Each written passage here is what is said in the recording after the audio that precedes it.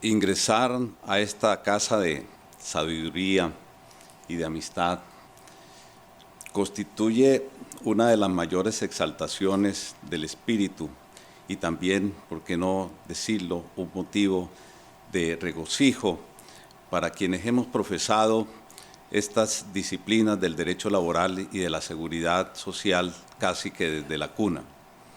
Por eso quiero agradecer de manera muy especial al doctor Óscar Hernández, presidente saliente, al doctor Rafael Alburquerque, presidente entrante, al doctor también Manuel Mitocayo Herrera Carbucia, y ilustre magistrado que honra a este Tribunal de Justicia en esta bella Quisqueya que justamente ha sido llamada el paraíso del Caribe. El tema que voy a abordar es un tema muy complejo porque están involucrados en él una serie de aspectos no solamente de la técnica del derecho del trabajo, sino aspectos históricos, políticos, sociológicos, muy propios del derecho laboral colombiano, de la situación colombiana, y tienen algunas dosis de emotividad para nosotros, los que hemos padecido una tragedia que no le deseamos a ningún país del mundo, originada por muchos factores, ¿no? Y también, ¿por qué no decirlo?, fuertemente golpeada por un asunto que la comunidad internacional a veces no entiende, que Colombia ha sido víctima del narcotráfico, generador gran parte de la violencia que hemos padecido. Entonces, yo diría, antes que todo, y toda la esquema de mi conferencia, que les pido el favor que la lean, porque aquí simplemente vamos a hacer un resumen muy atropellado, es una frase de Jean Monnet: la paz no depende solamente de tratados y promesas, depende esencialmente de la creación de condiciones que, si bien no modifican la naturaleza de los hombres, al menos guían sus comportamientos recíprocos hacia una dirección pacífica. En Colombia, actualmente, que es un país de 49 millones de habitantes, ustedes saben, situado en la costa norte de América del Sur, con dos costas, un país geográficamente, geopolíticamente estratégico, con una larga historia de violencias. No solamente tenemos en este momento la violencia frente a las llamadas Fuerzas Armadas Revolucionarias, que es el proceso de paz que se adelanta con el gobierno, sino en general la violencia de los paramilitares, cruel, la violencia de la delincuencia común, la violencia del narcotráfico. Entonces, el caso colombiano es un caso sui generis, muy difícil de entender a simple vista.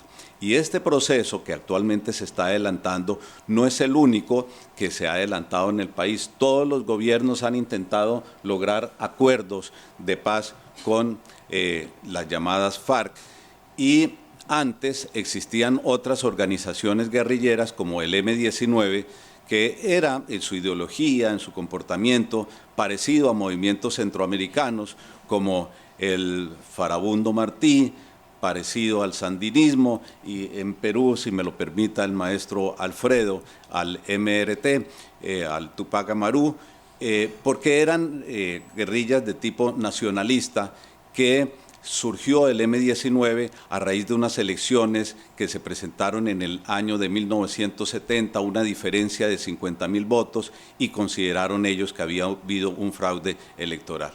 Adelantaron diversas acciones de secuestros, de acciones de simpatía también a las clases populares, pero finalmente llegaron a un acuerdo de paz en el año de 1989, y al año siguiente se desmovilizaron y entregaron las armas. Pero ¿qué se puede rescatar del M-19 en todo este proceso? Que llegó a un acuerdo de paz y a la constitución política. Se creó una asamblea constituyente que reformó la constitución vieja de 1886 y la transformó en la Constitución del 91, que hoy es la carta política que rige a los colombianos a la manera de la Constitución española de 1978, con una serie de derechos y garantías que no solamente están plasmados en ese texto constitucional, sino que han sido desarrollados ampliamente por la jurisprudencia de la Corte Constitucional al establecer un paquete de beneficios en favor de trabajadores y en favor de las minorías. La Constitución de 1991 es el triunfo de las minorías en Colombia y más que lo que dice el texto son los principios y valores que ha plasmado la Corte Constitucional en sus sentencias y que han creado un nuevo clima de paz. Bueno, eso surgió en gran parte por los acuerdos con el M-19 desde 1991.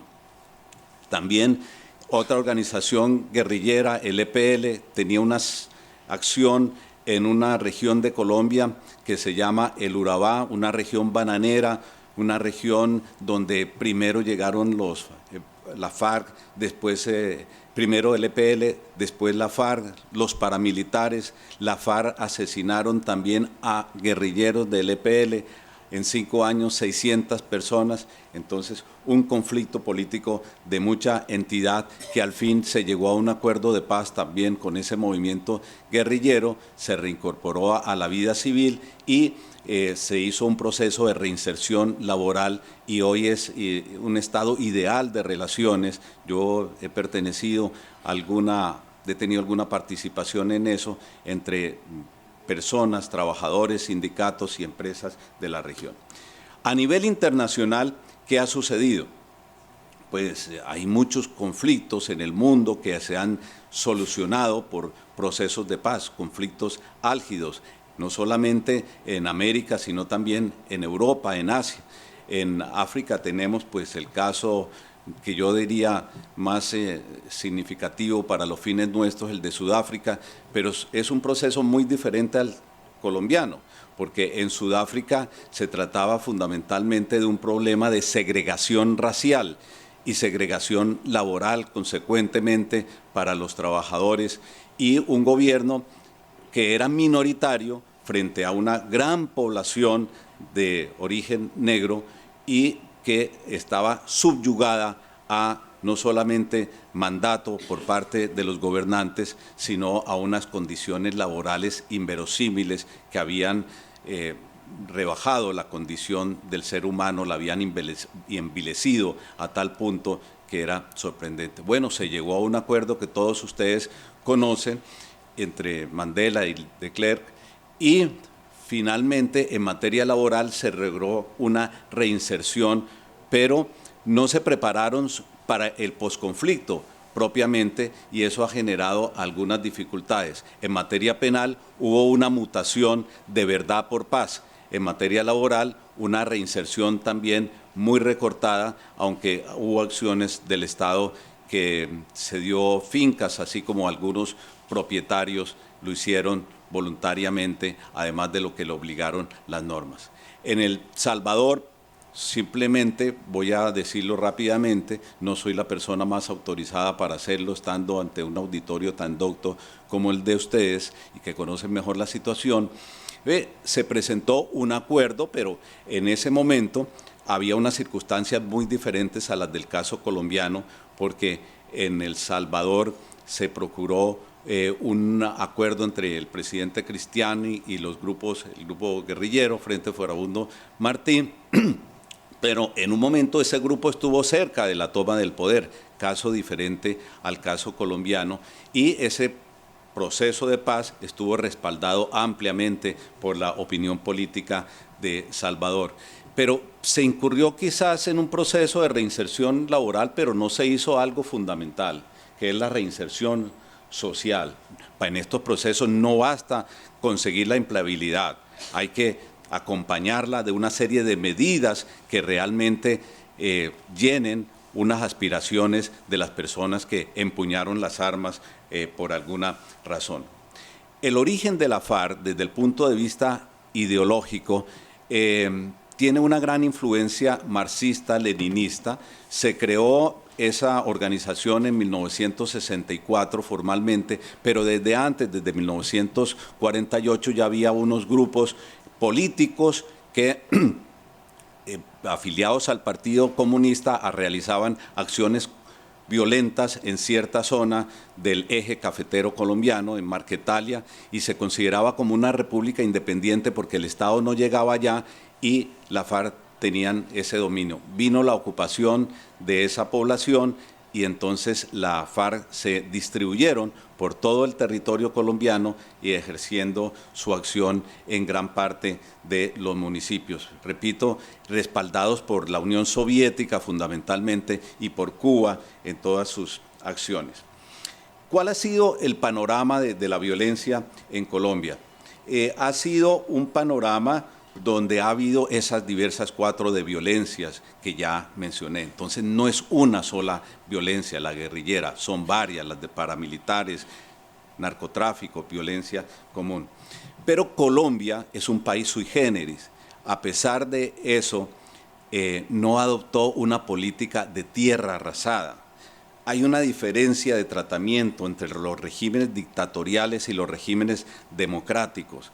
Los regímenes democráticos son un poco más tolerantes, pero por eso también se extendió el conflicto durante 50 años, que es lo que tenemos en este momento y que queremos solucionar.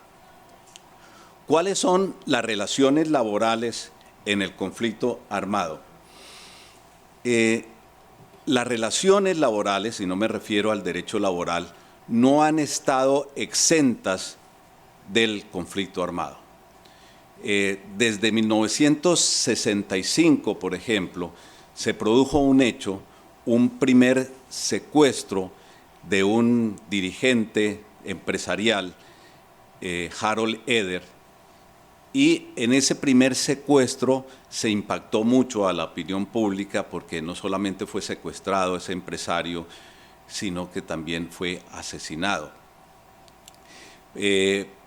Años después, su nieto, que hoy hace poco tiempo, dirigió una agencia para la reinserción nacional, decía, si eso ya pasó, si el precio que tenemos que pagar los colombianos es para que no haya más muertes, más secuestros, más crímenes contra la población indefensa, pues hay que pagarlo, ¿no? Entonces, en Colombia ya hay una cultura que se está gestando, una cultura del perdón, del reconocimiento de las víctimas, base para la solución de todos estos temas y sobre la necesidad, desde luego, de la reinserción laboral. Pero así como hubo ese crimen en 1965, en 1976, otro dirigente sindical, el presidente de la Confederación de Trabajadores de Colombia, la más numerosa en ese momento, fue secuestrado por el M-19 y uno de los grandes errores políticos que cometió esa organización lo asesinó al presidente de la Central Obrera. O sea, el mismo grupo guerrillero asesinando a un líder sindical.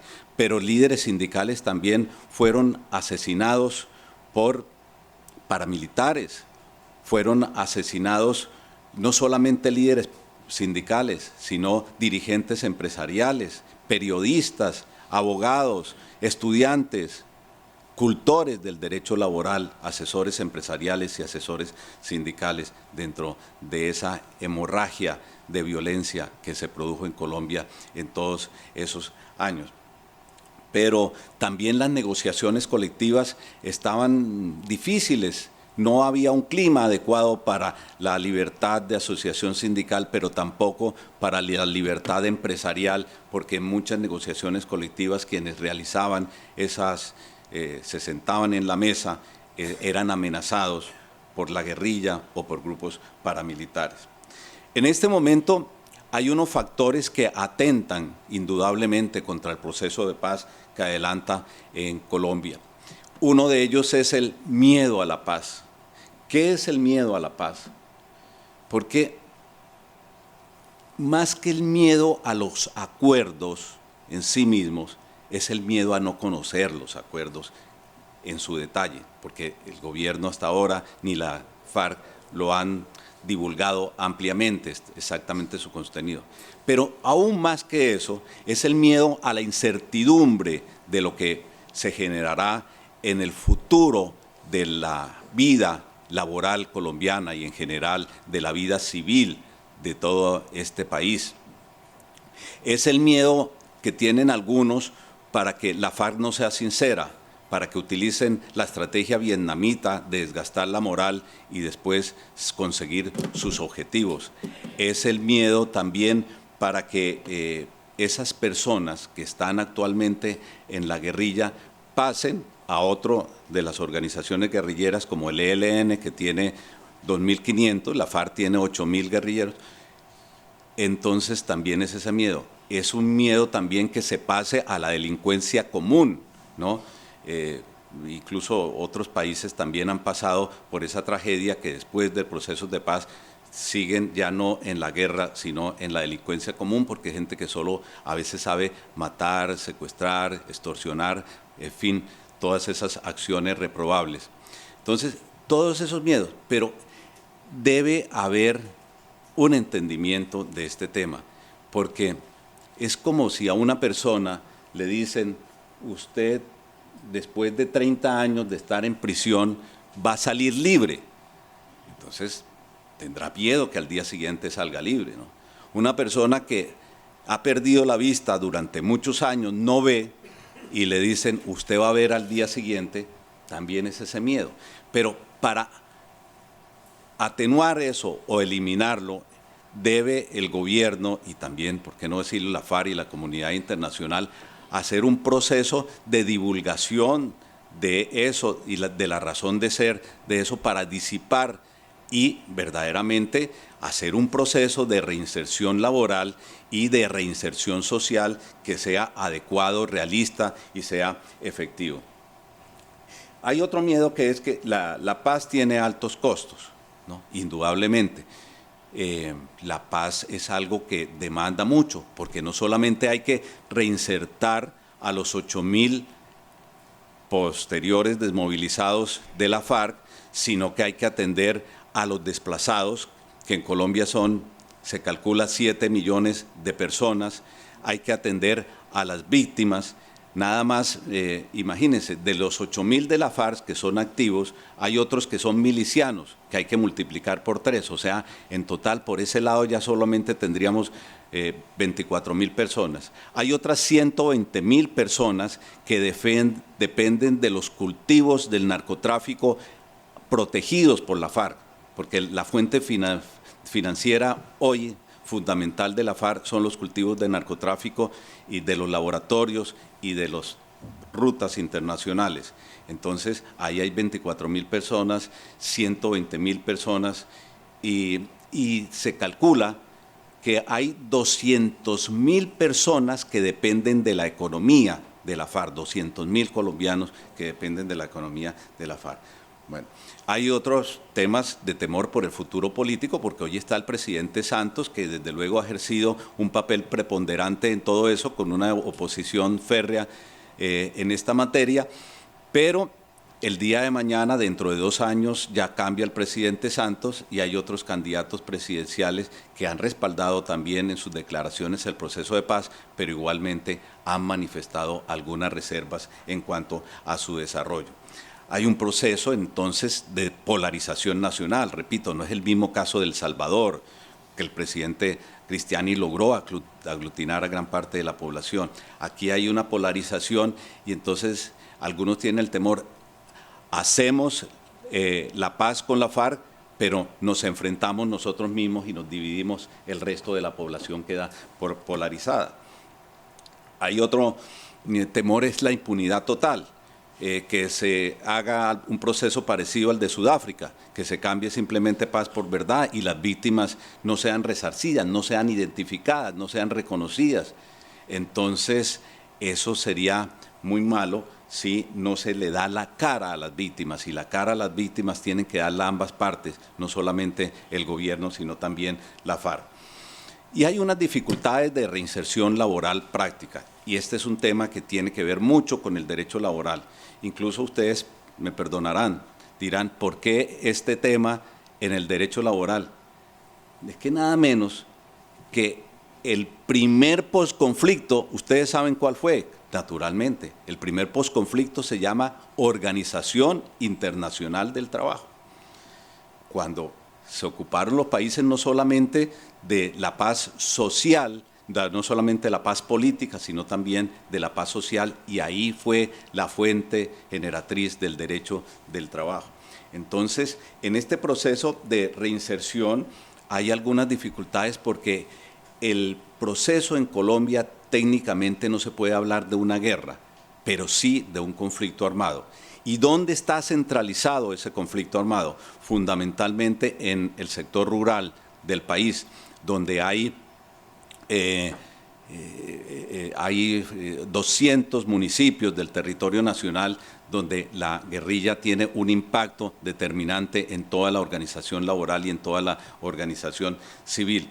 Entonces, esa gente o no está preparado, no tiene las destrezas para laborar en una empresa, ¿no? Porque solamente las destrezas están limitadas a ese campo, sino también hay muchos menores de edad que la guerrilla fundamentalmente ha vinculado al conflicto.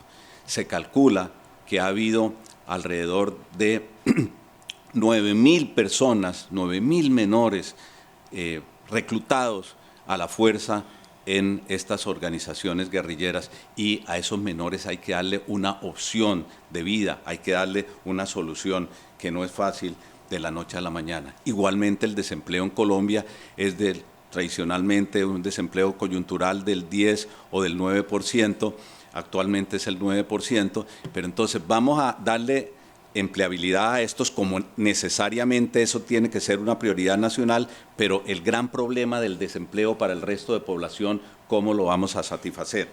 Entonces es un asunto donde ahí coincido plenamente con Alfredo. El derecho al trabajo hay que reivindicarlo y debe ser una prioridad nacional. Igualmente, si nos llenamos de odio y no perdonamos, no vamos a solucionar el conflicto. Si queremos abrir los caminos del futuro para nuestros hijos, para nuestros nietos, hay que hacer dos cosas. No olvidar para que estos hechos nunca se vuelvan a repetir, pero sí también perdonar. Y no solamente perdonar, sino pedir perdón, porque todos hemos sido culpables en diferente medida en todo ese proceso. ¿Qué factores han determinado rápidamente el proceso de paz colombiano? Primero, un reconocimiento de que la guerra es desgastante. Hay una imposibilidad de ganar la guerra, tanto para el gobierno como para las guerrillas. ¿Por qué? Porque las guerrillas nunca tuvieron posibilidades reales de acceder al poder. Son grupúsculos, claro, con un gran poder terrorista, pero nunca han tenido respaldo de la opinión pública colombiana.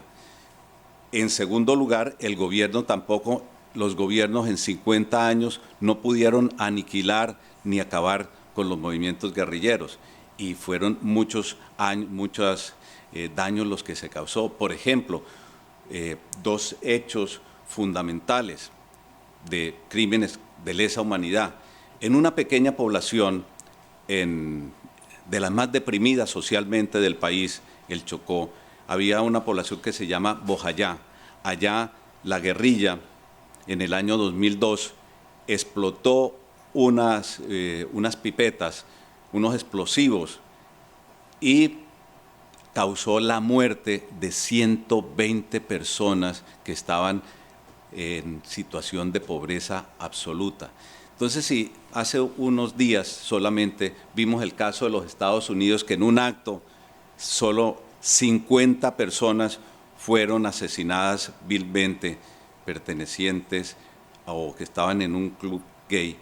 En Colombia también un solo día 120 personas, mujeres y niños en su gran mayoría, fallecieron por un acto terrorista.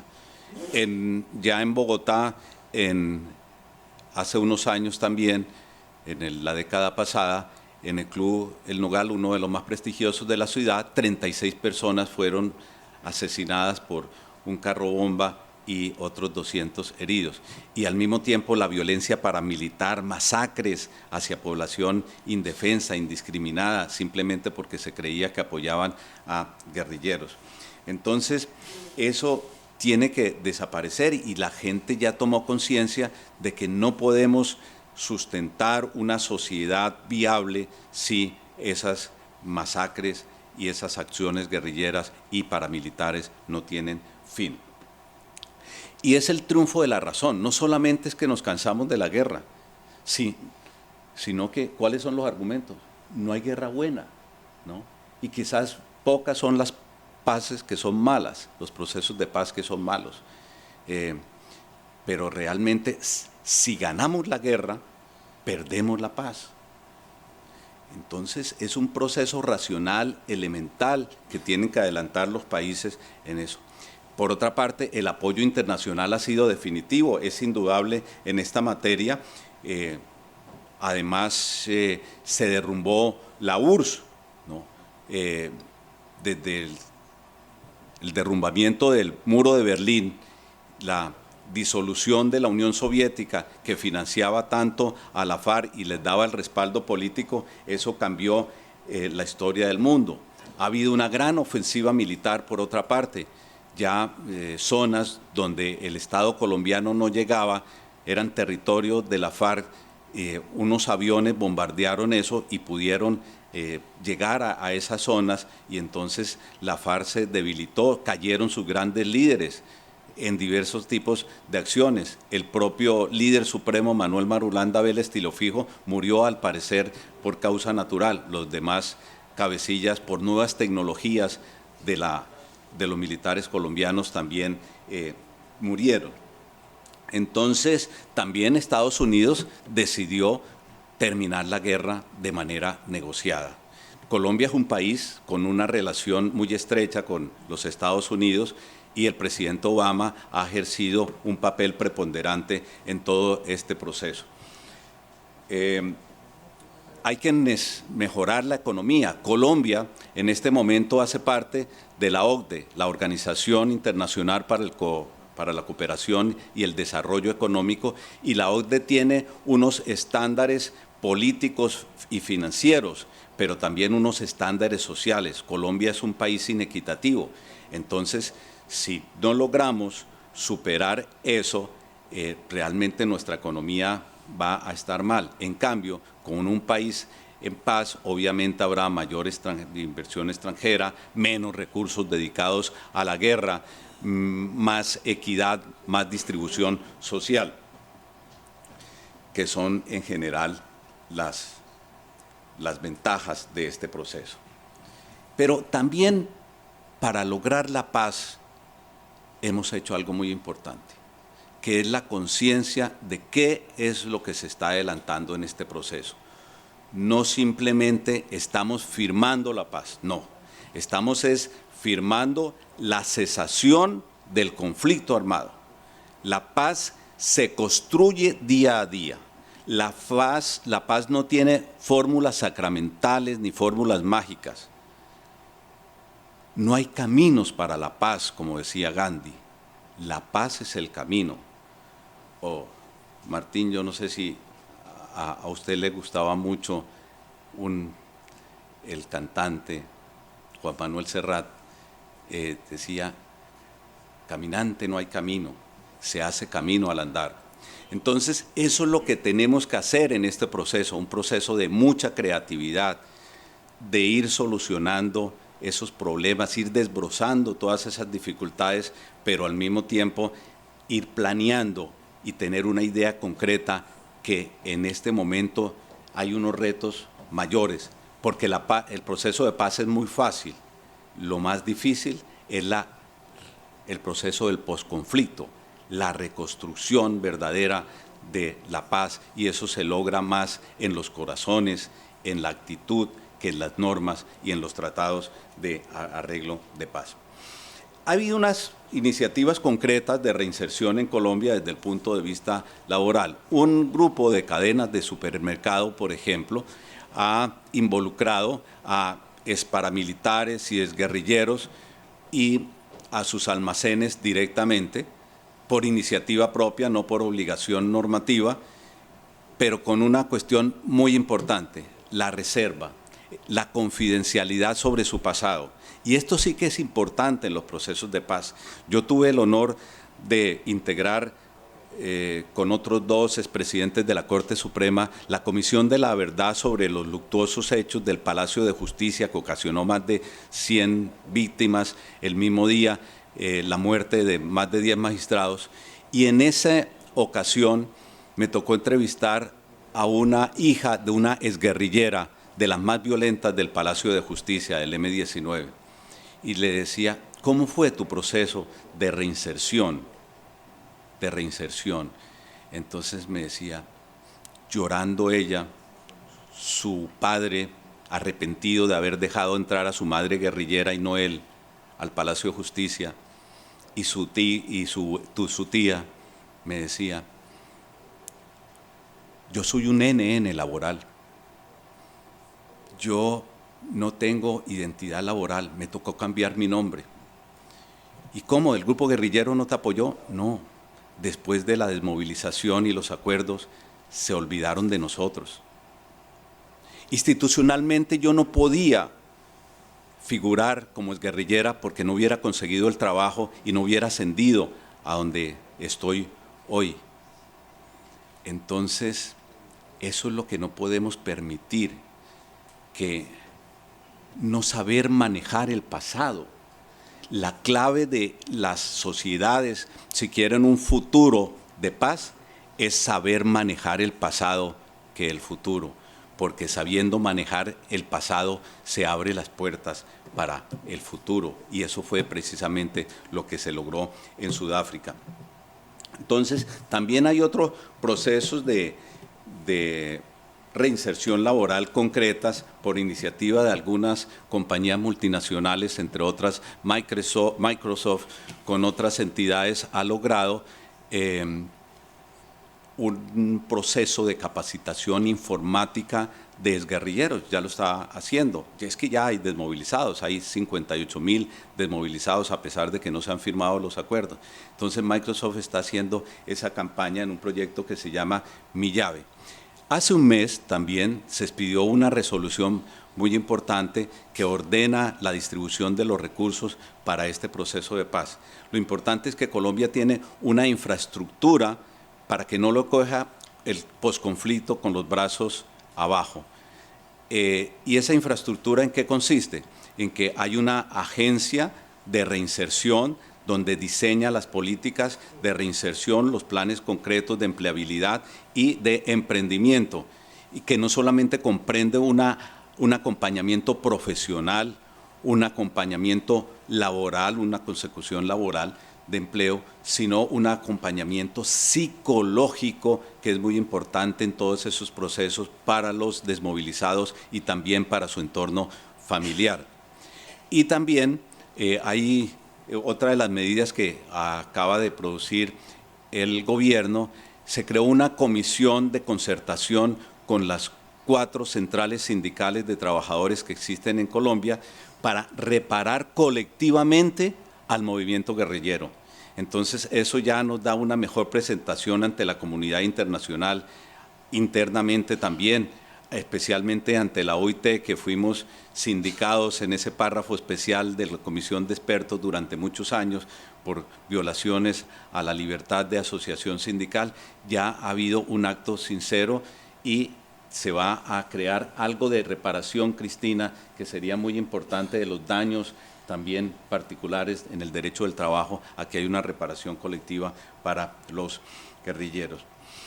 Desde hace algún tiempo hay desde la Ley 100 de 1993, que es la Ley de Seguridad Social Integral de Colombia, hay una disposición que garantiza la pensión mínima para los desmovilizados. Sin embargo, el acto legislativo, la reforma constitucional de 2005, eliminó todos los regímenes especiales, solamente dejó el principal. Entonces se ha discutido si está vigente o no, pero la paz es un bien supremo y esa iniciativa tiene que revivir en cualquier momento. También hay una pensión para los inválidos del conflicto, personas que han sufrido una pérdida de la capacidad laboral de más del 50%, entonces tienen una pensión de invalidez especial independientemente del número de cotizaciones que tengan, porque la pensión especial por vejez sí exige un mínimo de 500 semanas de cotización para las personas que están desmovilizadas y que obviamente antes, por estar en las actividades guerrilleras, no pudieron tener. Y hay algunas medidas muy concretas sobre el emprendimiento juvenil, sobre el primer empleo, no solamente para las personas jóvenes, que son los mayores desempleados en el país, los que terminan su profesión y no consiguen un puesto, sino también para esas personas con experiencias en la actividad guerrillera, pero sin experiencia en la vida laboral, pero que son talentos sin experiencia. Entonces esos van a tener una prioridad también en las políticas de reinserción laboral. Y igualmente también se han propuesto, hay una alta consejería para la reinserción, también para el posconflicto hay una alta consejería, pero se va a convertir eso prontamente en un ministerio. Actualmente lo dirige el doctor Rafael Pardo y va a ser el ministro del posconflicto, un ministerio que quizás no existe en ningún país o en pocos países en el mundo. Y algunos han propuesto exoneraciones a cotizaciones o aportaciones para entidades parafiscales, es decir, de entidades de formación, de recreación, etcétera, que pagan las empresas, suprimir por algún periodo esas aportaciones para que eso se logre. Entonces, ¿cuáles son los temas del derecho laboral prioritarios y de las relaciones laborales en el posconflicto? En primer término, el Estatuto del Trabajo. La Constitución de 1991 le ordenó al Congreso expedir un Estatuto del Trabajo, pero no lo ha cumplido. No es que en Colombia no exista un Estatuto del Trabajo, claro, existe un Código Sustantivo del Trabajo, como en Chile, como en otros países, que ha sido reformado muchas veces desde el año de 1951. Pero la visión actual de la necesidad de un Estatuto del Trabajo, no puede haber un proceso de paz laboral sin un Estatuto del Trabajo, sin una refundación un poco, no de los principios, pero sí un nuevo vestido al derecho laboral colombiano, porque hay un desfase muy grande que se ha presentado entre la legislación laboral contenida en las leyes que regulan el contrato de trabajo, su evolución y su terminación, y la Constitución política, porque esas leyes dicen unos derechos, pero la Corte Constitucional amplía esos derechos de una manera muy extensiva. Entonces hay ese desfase, hay un divorcio más que un simple desfase entre lo que dice la Constitución y lo que dicen las leyes, que no son declaradas inexequibles, sino inaplicadas en casos concretos. Entonces, ese Estatuto del Trabajo tiene que adecuarse a esas circunstancias. Existe la necesidad de, si uno de los orígenes fue la muerte de los dirigentes sindicales, una protección marcada aún mayor hacia esos dirigentes sindicales como la hay hoy, que tienen no solamente guardaespaldas, sino una serie de garantías muy efectivas para que la libertad de asociación sindical navegue sobre ríos de más tranquilidad. Igualdad de trato y discriminación positiva. Aquí es uno de los grandes desafíos del derecho laboral actual. ¿Por qué? ¿Cómo se va a compatibilizar un proceso donde esas personas desmovilizadas no vayan a ingresar al mundo laboral? Entonces no es simplemente un fenómeno de empleabilidad, sino ante todo de emprendimiento. El gobierno ha creado el estímulo a algunas empresas para el capital semilla, pero no solamente para reinsertarlo en las formas clásicas del contrato laboral, que ya se han reinsertado 8.000 personas, sino a través de su propio desarrollo personal y profesional, de iniciativas concretas para esos agricultores que con un proceso de formación y capacitación adecuada pueden valerse por sí mismos. Entonces, eso es muy importante, pero en lo laboral, uno de los temas de mayor discusión va a ser no acabar con los principios del derecho laboral, yo no soy partidario de eso, de respetar los derechos fundamentales, no solamente en el trabajo, sino es que los derechos fundamentales, Alfredo, yo coincido, son un patrimonio de toda persona que presta un servicio remunerado de cualquier forma que sea. Entonces, esos derechos son incólumes, no hay que tocarlos, son derechos intangibles. Pero en cambio, ciertas condiciones del trabajo que han impedido el acceso al trabajo en el campo, repito, este conflicto es fundamentalmente en el campo colombiano, en el sector rural, podría pensarse o va a presentarse el debate sobre si va a haber un salario mínimo diferencial en el campo o que en las ciudades, porque ahí el derecho laboral no se puede cerrar los ojos. Yo coincido con lo que decía Juan Razo en su magnífica intervención de ayer, también en relación con las tecnologías. Si la alternativa, el dilema fatal es entre tener unas condiciones un poquito menos favorables en el campo a darle razones a estas personas para que vuelvan a su actividad guerrillera o a que no tengan un trabajo digno, un trabajo decente, pues naturalmente yo creo que la paz es un bien superior y hay que tener en cuenta todos esos esfuerzos. Igualmente, Colombia tiene que afrontar el tema de la tercerización indebida. Ya hay un decreto que la trata de morigerar en este año, el decreto 583, pero al mismo tiempo la permite en muchas instituciones y le crea a las empresas también un ambiente de seguridad jurídica en la definición de unos conceptos que anteriormente eran bastante confusos. En pactos colectivos, lo que en Chile, Emilio, se llama, o te entendí, la coalición, en Colombia se llama pactos colectivos con trabajadores no sindicalizados, a condición de que no haya un sindicato que agrupe a más de la tercera parte de trabajadores de la empresa. Pero ahora la tendencia es que si hay un sindicato, entonces no haya esos pactos colectivos. De todas maneras, actualmente, si esos pactos colectivos con trabajadores no sindicalizados en su conjunto son más favorables que los convenios colectivos, tienen prelación los convenios colectivos, y no solamente esto, sino que los pactos colectivos no solamente son sancionados laboralmente, sino penalizados si una empresa, para acabar con un sindicato o restarle fuerza, celebra un pacto colectivo en estas condiciones. La negociación colectiva en este momento es un caos en Colombia, porque sobre pretexto de una sentencia de la Corte Constitucional que declaró inconstitucionales algunas normas de la legislación laboral, entonces la representatividad quedó mal repartida y el efecto práctico es que eso ya no conviene a los sindicatos, sobre pretexto de una concepción extremada sobre la libertad sindical. Ya se permite que haya negociaciones colectivas por parte de muchos sindicatos que hay en una empresa. Por ejemplo, una empresa puede tener 12 sindicatos, perfectamente coexistir, y los 12 o los 17 sindicatos están celebrando en diferentes momentos con sus empleadores convenciones colectivas de trabajo.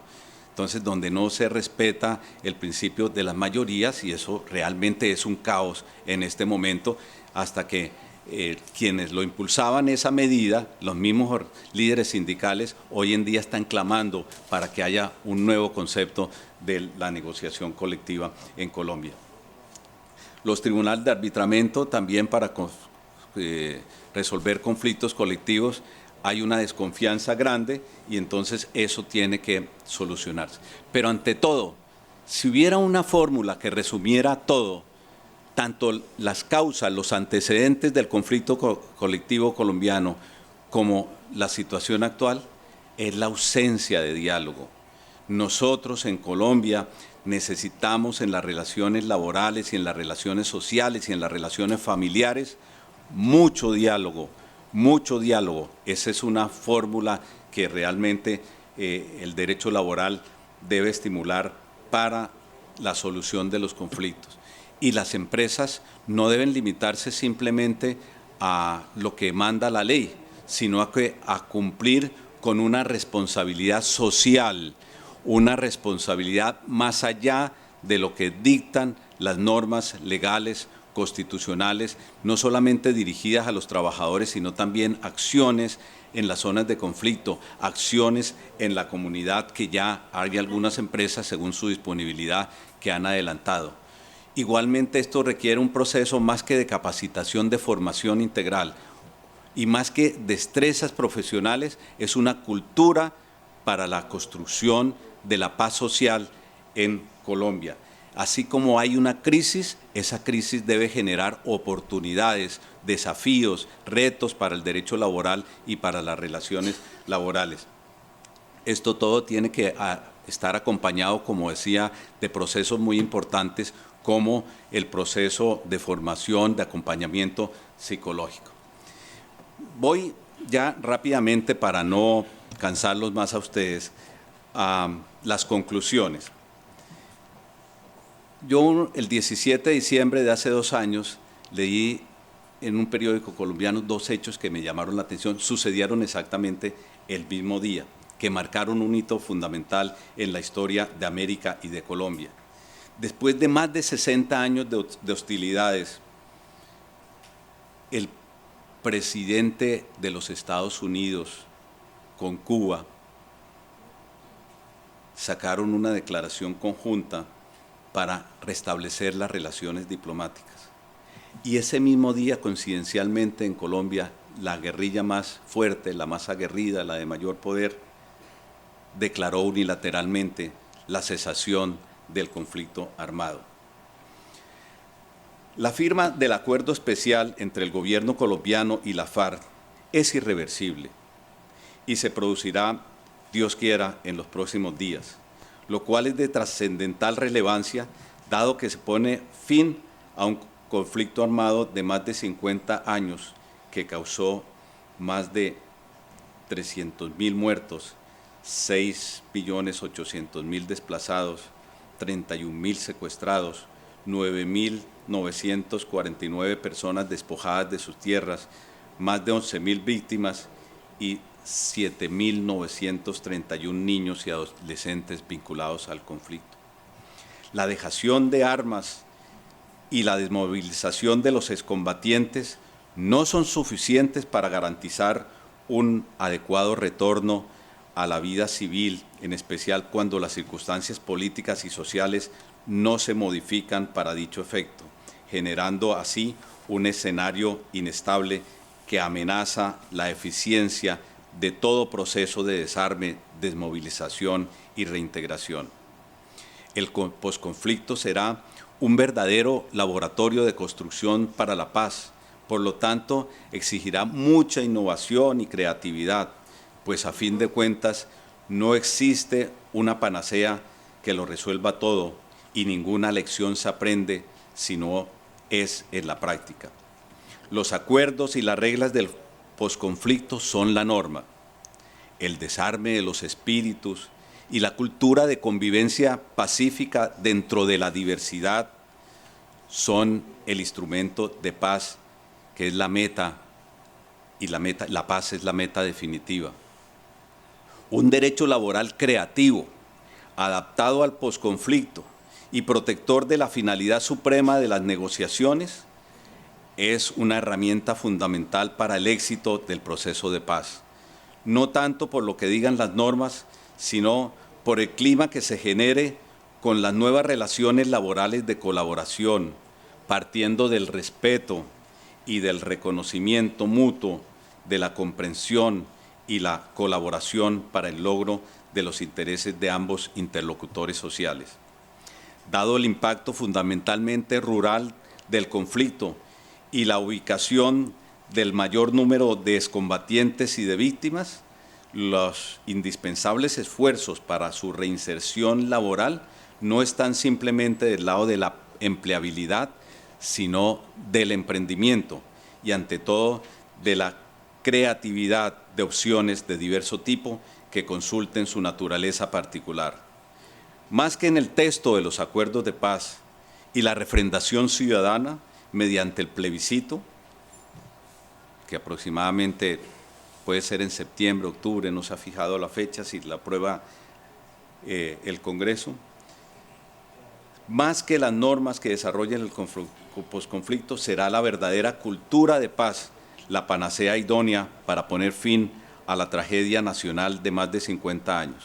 Es imperioso tener el valor de dar el paso de la confrontación a la cooperación. El derecho laboral y las interlocutores sociales no debemos ser simples espectadores, sino protagonistas de ese derrotero inexorable. Los cultores del derecho laboral debemos ser constructores de reconciliación y de paz, reflejada no solamente en los textos legales, sino fundamentalmente en la práctica de las relaciones laborales que deben inspirarse en la justicia y en el reconocimiento de los derechos del otro, en la convivencia pacífica, adoptando un comportamiento constructor de paz.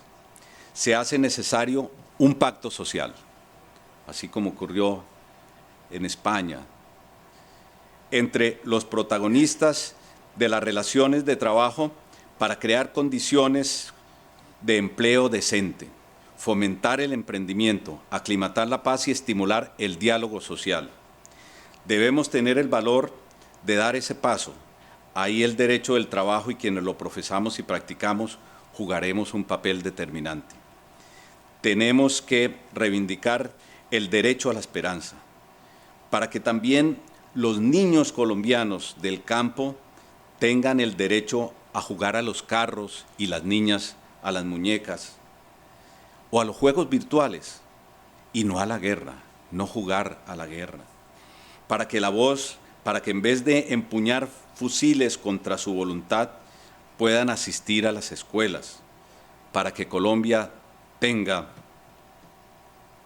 como decía uno de los más ilustres colombianos, una nueva y arrasadora utopía de la vida, donde nadie pueda decidir por otros hasta la forma de morir, donde de veras sea cierto el amor y sea posible la felicidad, y donde las estirpes condenadas a 100 años de soledad tengan por fin y para siempre una segunda oportunidad sobre la tierra.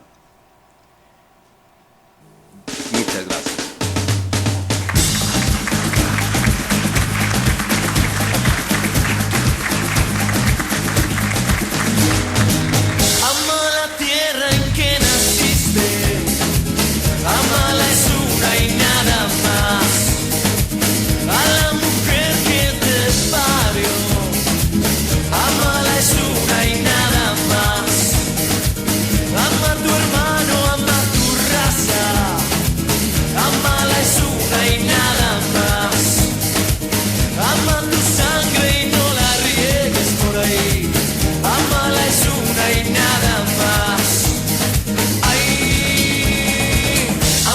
Es una y nada más.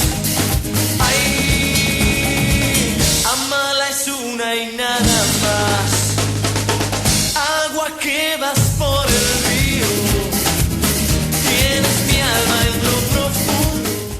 Muchas gracias.